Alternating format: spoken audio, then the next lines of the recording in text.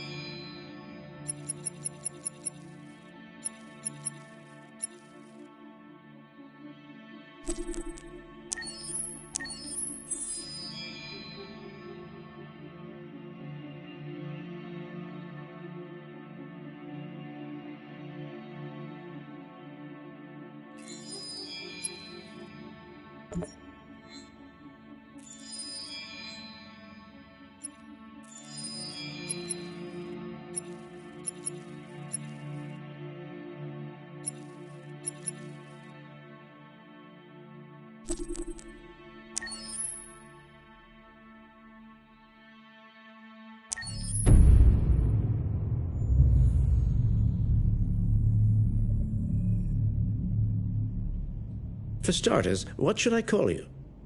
I'm Chloe. And you, what's your name? Oh, John. My name is John. Delighted to meet you, John.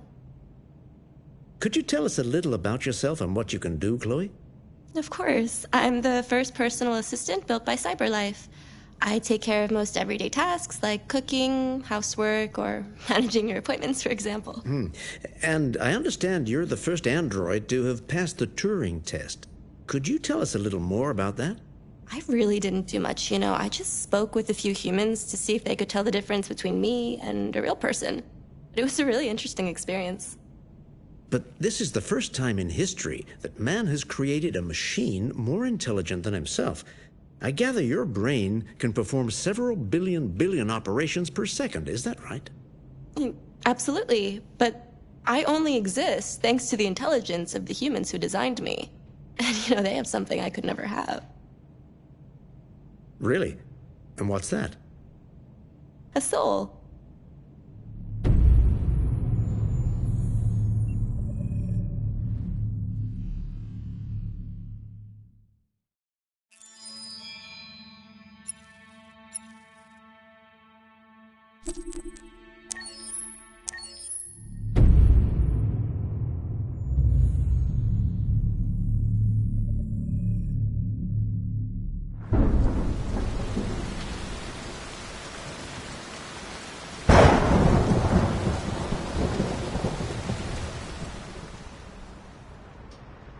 Rock-a-bye baby in the treetop.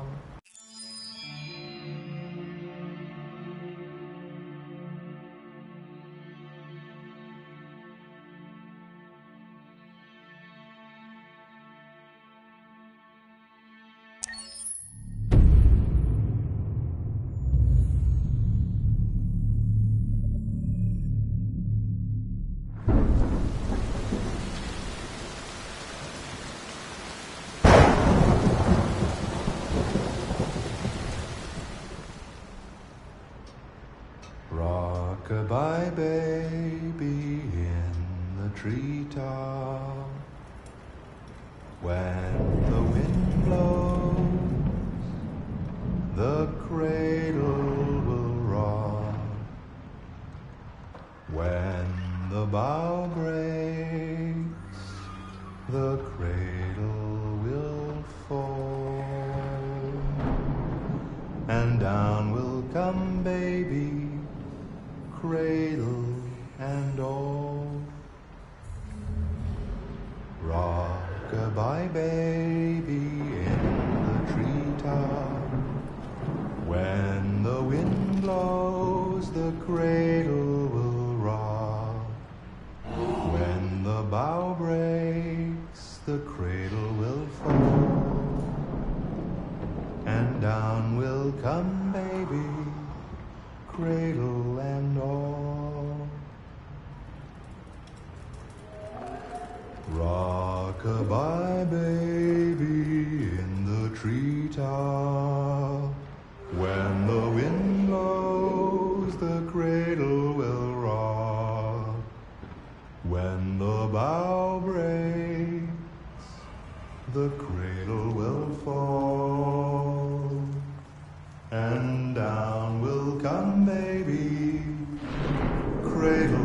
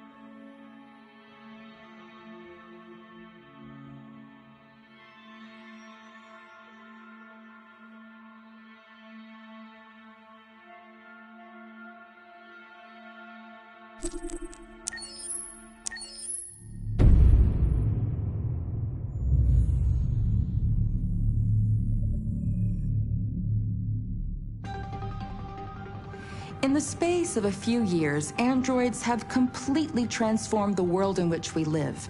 By letting androids into our homes and factories, the CyberLife company has made them everyday technology. The founder of CyberLife, Elijah Kamsky, is a very discreet man. Despite being the CEO of the highest valued company in the world and being voted Man of the Year by Century Magazine, he remains a mystery for most people. That's why we at KNC are so excited to be here as CyberLife opens its doors for the first time. Elijah Kamsky, could you please tell us where we are? Certainly, and welcome. We're currently in CyberLife's production center in Detroit, where all models are designed and manufactured. More than 10,000 androids come off the production line every day. Fascinating. Could you tell us what your goal was when you founded CyberLife?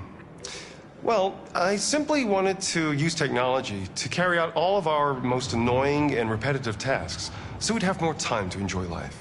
I imagine you must have faced many challenges. Yes, there were technical challenges, but the hardest thing was to design an object that we would want to welcome into our homes. We had to imagine a machine in our own image that resembles us in every way, that moves, breathes, blinks like us, but yet is smarter and more capable than any human being. Let me show you around. We're here in Production Unit 4. Could you explain in a few words how the androids are made? Sure, yeah, it's very simple. We use machines to manufacture machines. The removable parts are assembled on a production line, and then we apply a synthetic skin to the whole body. A human operator checks the cognitive abilities with a pre-established protocol, and finally, the android is conditioned and sent out throughout the country. Here's the result. Say something. Hello. I am a RZ400 model. How can I be of service? You can go now.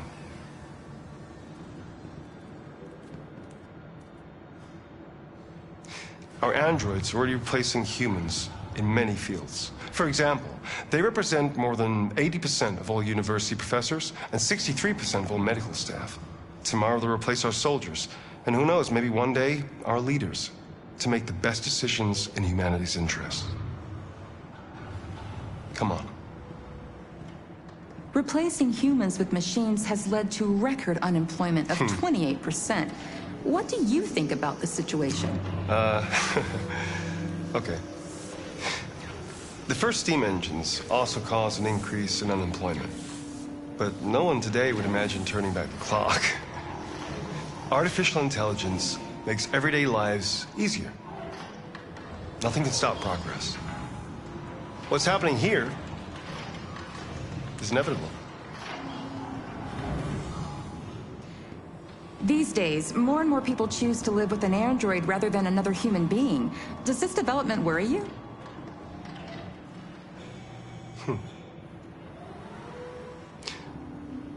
Everything's much easier with an android.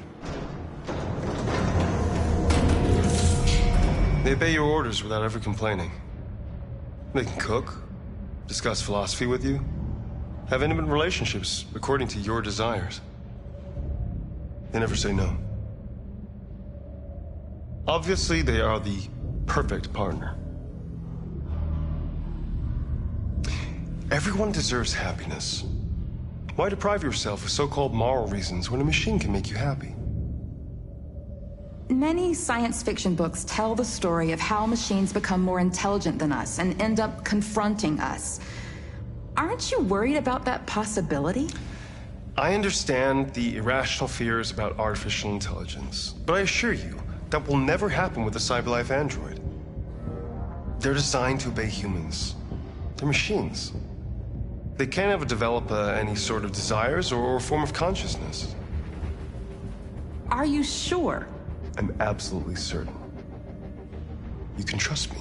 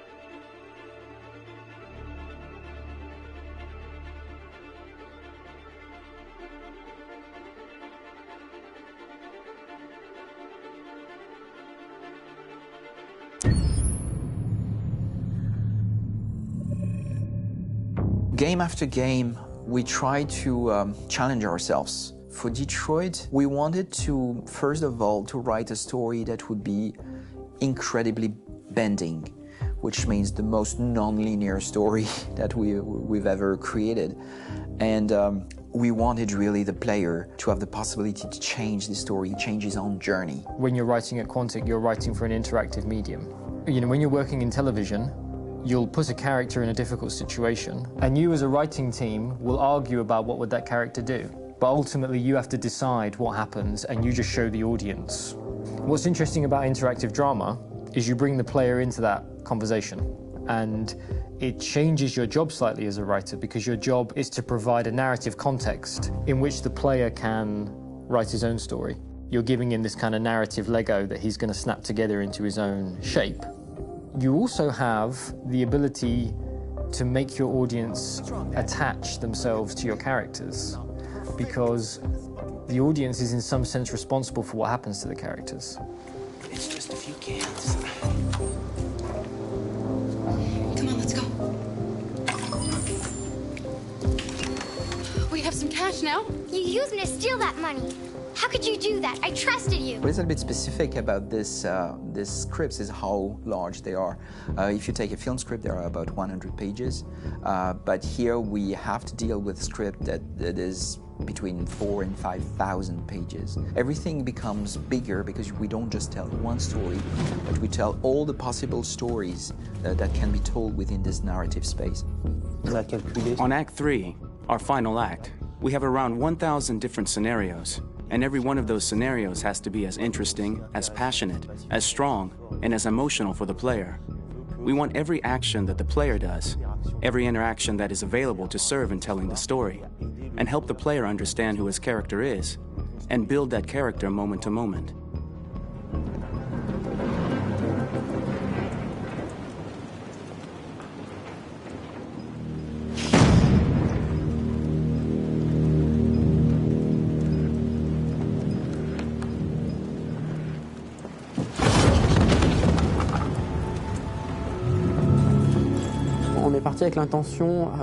We started with the intention pretty early on that we would never lie to the player. So we implemented a visible tree structure in the game that players can consult during a scene or at the end of it, which shows exactly what they did and what they missed. There are games out there offering world exploration. We offer narrative exploration. You know, keeping control of such a wide and large story is a huge challenge. So same thing when you shoot with actors, because you will need to shoot many different versions of each dialogue, of each scene. For actors, it's a huge challenge. Because of the style of the game, you have so many different ways that the character can go.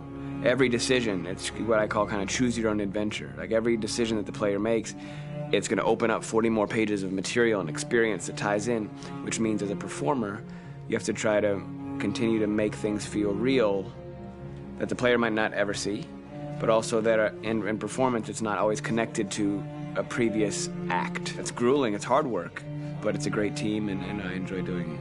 I was really frustrated, until I got to this point where I kind of was able to step outside of my own experience and even in a lot of ways my own process and be able to step outside of that and okay, this is something new, what do you need? How do I meet you there? How do I give you what you need and still feel like I'm doing what's right?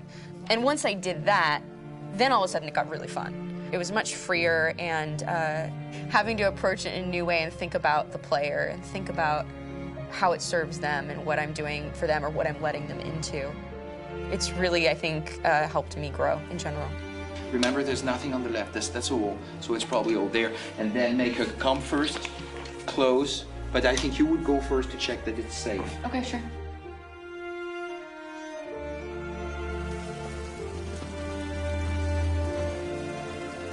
The most enjoyable thing about working in performance capture on this kind of project is that if I shot a film, I would get to do one of these endings. I get to do so many different things as Connor. Your head goes all over the place because you're trying to keep track of basically 4 different storylines for each different response. What's the name of my dog? Buddy? Scout. I think it's Jack. I can't remember. So I worked with physicality a lot because it was a good way to anchor myself in these different rings of the tree. As the story grows out, I know where that is physically in my body, and then I can switch more continually on set, and it'll be entirely up to the player to determine what order those things come out and what they look like from a distance. Like if you're playing through it, the culmination of all of that will be their version of Connor. I'm faster than you, and I don't feel pain. You don't stand a chance against me. Listen, asshole. If it was up to me, I'd throw the lot of you in a dumpster and light a match to it. Shooting action scenes at Quantic Dream is a real challenge because these are scenes where the storytelling has to continue. It's not an action scene just to have a dose of adrenaline. The stunts have huge consequences on the rest of the story. It's really a moment where we implicate the player and tell him that the choices he makes during an action scene will have a direct impact on the evolution of his story. My biggest challenge on Detroit has been managing the large number of animations that we received from motion capture. Detroit features more than 37,000 animations, which is a huge amount to handle on a daily basis. You have to realize that the player, in his first playthrough, will miss certain scenes. This also means that we had to think of, conceive, and produce all the potential story paths. The characters' costumes, the places, day or night, the weather. Did the character get shot in the shoulder? Did he get injured? All this consistency forced us to produce a lot of graphic assets in order to, quite simply, allow the player to have true continuity throughout the story. Honestly, we were even surprised by the challenges that come with such a big tree structure, and we did our best to guarantee quality across all the game and make sure that whatever path you choose within this narrative space, you will have an equally good experience.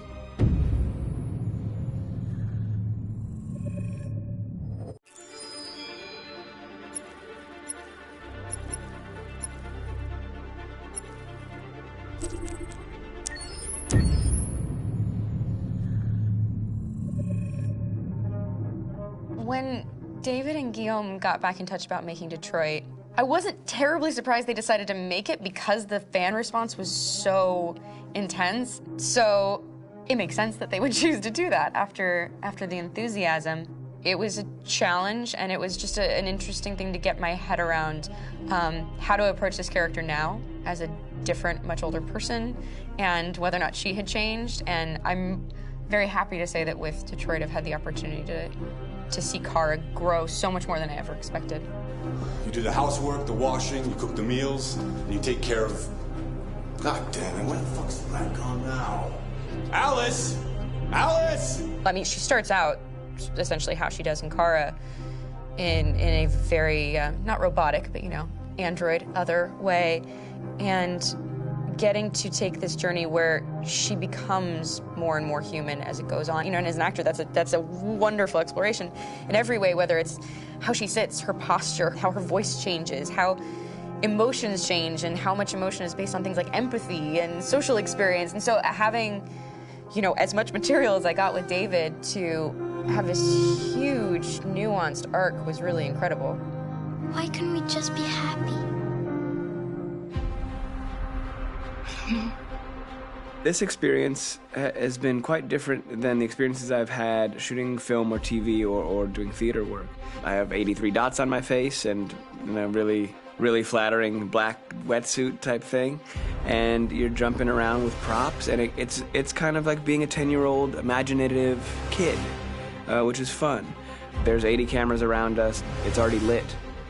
So we just shoot and shoot and shoot and shoot and shoot. There's no change of sets, there's no hair and makeup, there's no wardrobe, so we move really fast, and we'll go through about 35 pages in a day. Working in TV or film, we'll probably do 6 pages a day. It's kind of acting boot camp. It's like working out constantly. I mean, you're doing this thing, and then you got to do something that's completely other back to back to back. And so that kind of process of working is very challenging, but it's also very exciting because you just have to keep coming up with new ideas, and your head goes all over the place because you're trying to keep track of basically 4 different storylines for each different response. You shot that girl, for fuck's sake. It was a machine that looked like a girl. Yeah, I know what I should have done. I just told you I couldn't. All right, I'm sorry. The fact that David Cade, he's telling like many stories interwoven from beginning to end is super complicated and super impressive, and I have no idea how he keeps it all in his head. He's not just the writer or the director who's seeing this from the outside eye, he's also thinking about the player walking through this space. You know, only somebody who really, really loves not the work, but like these characters and these stories and cares about doing something meaningful would invest that much in it. And it's always inspiring to work with somebody who cares that much. My experience with motion capture is this one. And I found it sort of terrifying in a way, because they said the computer's going to build you. But then as we got into it, I realized all the elements of it were still artistic. I just dipped into a really brilliant setup here. I've never seen anything like it. And this won't turn me into a product because I was playing a character. So it's wonderful. In the game, Detroit comes back because of a revolutionary industrial rebirth. And there's no reason why that can't happen in Detroit, because they have such tremendous infrastructure for millions and millions of people who can very easily support, you know, a new industry. The city is really strong and resilient, but the city has also been through so much. You see the damage. But it takes that time of kind of rebuilding and reinvesting into the city that I think is happening slowly but surely. The potential of Detroit as a city is something that this game does a lot of justice to, because it would be easy to look at Detroit as some place that used to be, and that's not the case. This game provokes a lot of conversation and reflection on our potential near-future engagement with machines. That's what we are to them. There's merchandise on display in a shop window. I think that a group that feels marginalized, feels like they deserve and have earned access to themselves and the environment around them, and are trying to figure out a way to articulate how to get freedom. What was I designed to be? Their slave? Their toy? It plays with your comfort levels. You think that this is fine, you're comfortable with it, until something blurs the line and throws you off, and now do I feel differently about whether this should be allowed? Should it be banned? Should it be encouraged? You're gonna ruin our lives, and for what? for a bunch of machines? They are not machines! They are alive! I'm alive! You're alive! They're nothing! There are lots of comparable comparisons to any type of persecution of religion, race, etc., dating way back. It can't just be a video game where you shoot 'em up or where people make these choices to do whatever. I think that's the whole point. You have the choice, and you can either choose to go in one direction with your character or another. And I think that's going to be very telling about the gamer. Very telling. I think there's going to be a really strong reaction to this game, which has such a strong perspective. I'm that much more proud of it now to get to be a part of it because it's important. In this game, you're actively building and designing the character through not just what kind of shield does he have or what color hair does she have, but like their temperament and the way they deal with problems. The different endings to this game are so radically different based off maybe seemingly insignificant choices in the moment, but like life, they all add up. And can't play life again, though.